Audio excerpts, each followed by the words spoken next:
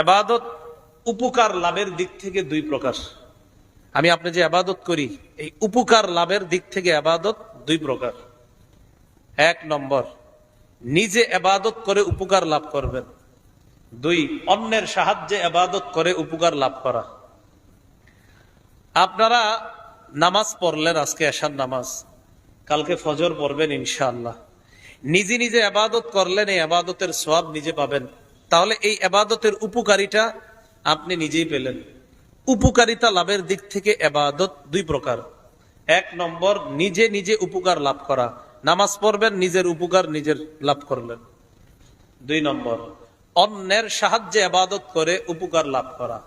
যেমন যাকাত, এটা আপনি একা করতে পারবেন না, কাউকে দিতে হবে যাকাত।